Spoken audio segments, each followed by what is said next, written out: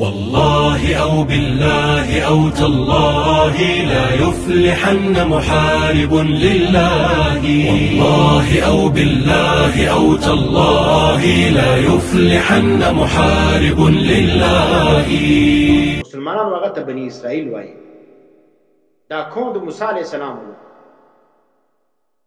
نو بني اسرائیل چې کوم دي دا موسی علیه السلام د فرعون د غلامۍ څخه آزاد کړي وو. بیا چې دی آزادول نو د بحیره احمر څخه دی را تیر کړل. الله پاک چې کوم په سمندر کې لار ولا پیدا کړه بحیره احمر کې. نو لار چې ولا پیدا سوله بیا دی رالو جزیره سینا هلته بیا دی آباد شو. د دې یهودیانو خصوصي نشان چې کوم دی هغه ستاره داودي ورته وایي. دا چې کوم د شپږ کونې لري، 6 کونو والا، 2 تکونه چې 2 تکونه دا یو تکون سلو او بل تکون چې کوم هغه دې پر سر باندې دا رقم وکړي. دا څو 6 کونو والا ستاره چې کوم دا د یهودیانو نشان. اسانه خبره د اسرائیل جنډي چې وګوري د اسرائیل پر جنډي باندې دغه ستاره داودي موجوده ده. دوستي به خلاصېږي د یهودیان چې کوم دي دا رقم نه دي، د خره خلک دي په شي ستر نه خلاصېږي. دا الله او رسول نه مني. نه دا زموږ ځان زیات چې کوم دی هغه دین پرسته بولي. دغه ستاره چې کوم د دې پر خپل جنډي باندې مور کړی. دغه 6 کونو والا ستوري دې سبا چې مسلمانان ډېر ځان وساتي. او په د 6 کونو ستاره کې چې کوم دی هغه تکون چې کوم دی هغه خاص اهمیت لري. تکون څه دی؟ مثلث برمودا تکون خو تی ویلي کتاب دی وکړه په دې باندې. دا تکون څه 3 کونو والا شی دا د یهودیانو خاص نشان دی. نو دغه ستوري چې کوم دا د 2 تکونو څخه جوړ شوی دی.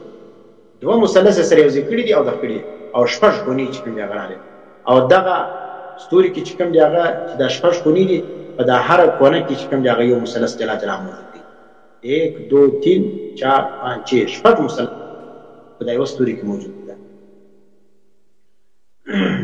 دا دین چې کوم دی د یهودیت د موسی علیه السلام څخه د یهودیانو دین چې کوم دی هغه روان.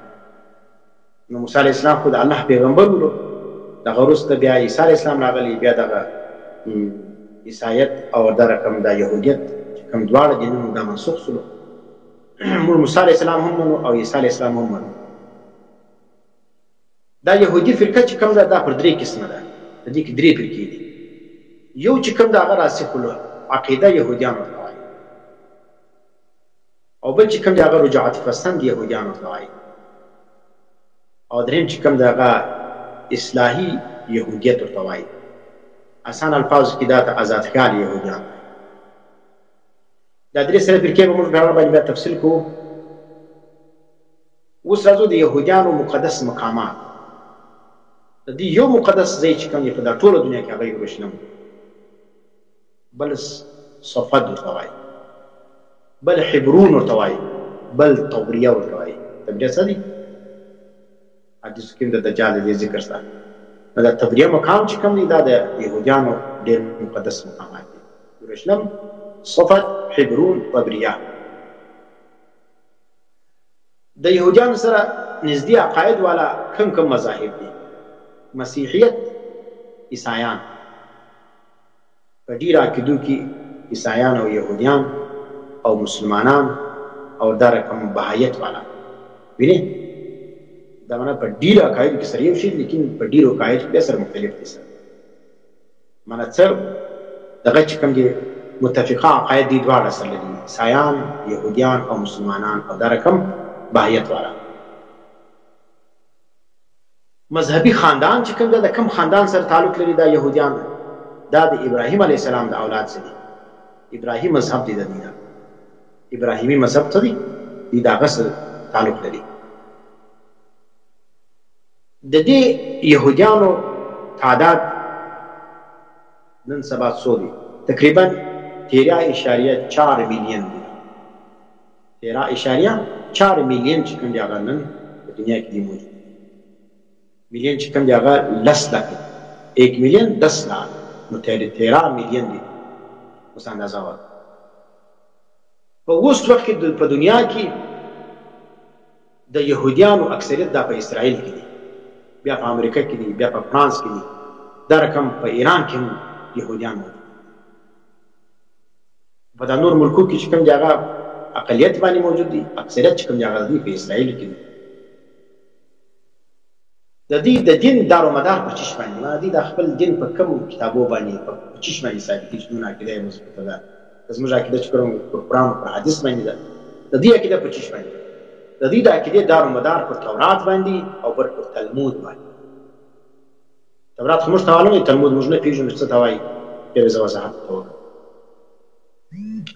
نو تورات او تلمود دا دوه شیان چې کوم دا د یهودیانو د دین چې کوم دی هغه مرکزي هغه شیان چې په دې باندې د دین عقاید او هغه نظریات او مسایل دا په دوه کې شامل دي.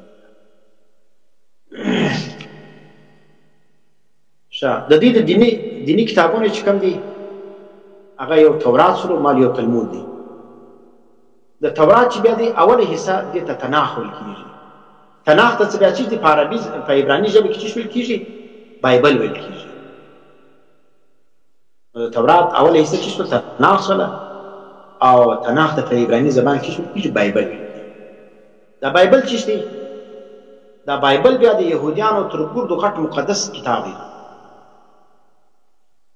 دا یو مجموعه ده د کتابونو، دې ته تناخ هم ویل کېږي، تنخ هم ویل کېږي، تنک هم ویل کېږي. دا بایبل ته څه دی؟ دا د کتابونو مجموعه چې ده دې ته تنخ او تناخ دا درې سره نومونه دې لپاره استعمالېږي. دا بایبل چې کوم دی دا د دې درې اجزا دي. یو جزء تورات دی چې هغه درس او تدریس دی. دویم جز چې کوم دی نویم دی، په دې کې د انبیاءو تذکرې دي. دریم چې کوم دی هغه کتوبیم دی، په دې کې د کتابو تذکرې دي. اوس تورات چې کوم دی دا اوله حصه چې موږ وایو درې حصې سولې درې اجزا سو تورات، نویم او کتوبیم. تورات چې کوم دی دا په عبراني زبان کې درس او تعلیم ته ویل کېږي. اسفار خمسه چې کوم دا د یهودیانو مارتل مرکزي او اهم کتاب دی. دا بایبل کې چې کوم دی هغه د دوه عهدنامې دي. یو عهدنامه قدیم ده چې هغه د موسی علیه السلام او احکامات او تاریخ او خطبات پکې ذکر دي او دغه فقهي مسایل دي. او دویم چې کوم دا هغه عهدنامه جدید ده، هغه کې بیا د عیسایت تذکره ده. نو اوس چې کوم دی بایبل کې چې اول 15 کتابونه دي چې هغه ته تورات ویل کېږي. تورات څه دی؟ د اوله حصه جز چې تورات د بایبل اول جز چې تورات دی مجموعه د 15 کتابونو ده. دا 15 کتابونه د یهودیانو دا نظریه ده چې موسی علیه السلام دی. دا تصنیفات د چا دي؟ د موسی علیه السلام دي. هغه چې اول کتاب پیدایش وکړ احبار سره، دریم کتاب دریم ځل چې کوم دی هغه کتاب استثناء سره یا تسنیه. اوس دا اول کتاب موږ وایو کتاب پیدایش د تورات اول کتاب دی. د اکثر یهودیانو په نسبت باندې دا د بایبل چې دا جز دی دا د موسی علیه السلام تصنیف دی. دا کتاب پیدایش ته پیدایش ولې ویل کېږي؟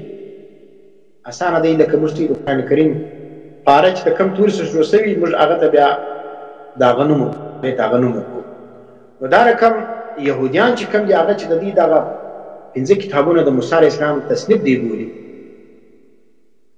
نو چې دا اول تورې باندې دا کتاب شروع شوی دی هغه ته هغه نوم ورکړی. نو اوس د دې دغه چې کوم دی د دې پیدایش ده د دې اول لیکي چې کوم ده هغه تورې چې شروع شوی دی هغه براشید سره ویل کېږي. براشید د براشید معنا د ابتدا اول. نو براشید چې کوم دی هغه په پیدایش باندې یا په تکوین باندې بدل شو.